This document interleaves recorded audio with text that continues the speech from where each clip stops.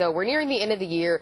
Got to wrap up a lot of things. As far as your finances go, what should we be worrying about? Well, Brittany, I think there's a couple things, that have December 31st coming in on us. Like, for example, especially during this season of giving, charitable giving has, for tax purposes, well, there's two purposes always, isn't there? A lot of folks are in need, so if you're going to make a gift to any of the support organizations, do it before December 31st, and you'll get it in your 2008 tax return if you itemize deductions.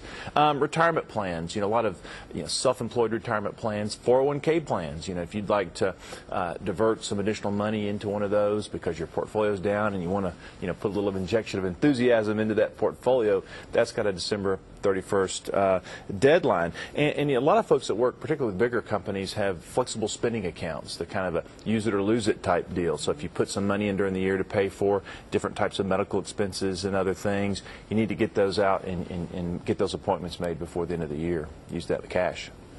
And obviously this time of year we're going out shopping, we're buying gifts, we're maybe making some charitable donations, but what sort of tips do you have about keeping your debt under control? Well, that's a great one. And something that really struck me the last few weeks, at first at an unconscious level, then at a conscious level, is there's a lot of these predatory debt reduction, debt repair organizations.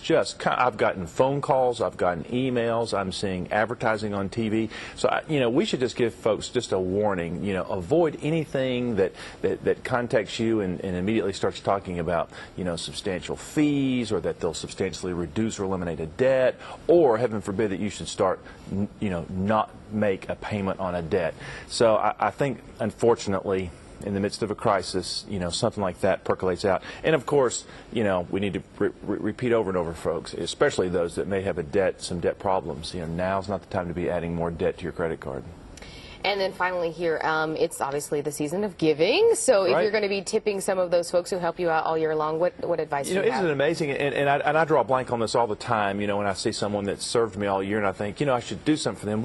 What's a good rule of thumb? So I thought, that's a great question. There's probably the 10 to 20 rule is probably easy, because whether it's, a teacher or a hairdresser or a carrier, mail or FedEx or newspaper, or even your trash collection service, whether it's a $10 to $20 type gift or a 10 to 20% extra tip during the holiday, it's going to go a long way. And of course, a lot of folks may say, we're just trying to make ends meet ourselves. And I think, even a gesture, whether it's a goodie bag or just a thank you note, is going to go a long way. All right. Thanks as always, Paul. We appreciate it. Good to see you. Have a good morning. Thanks.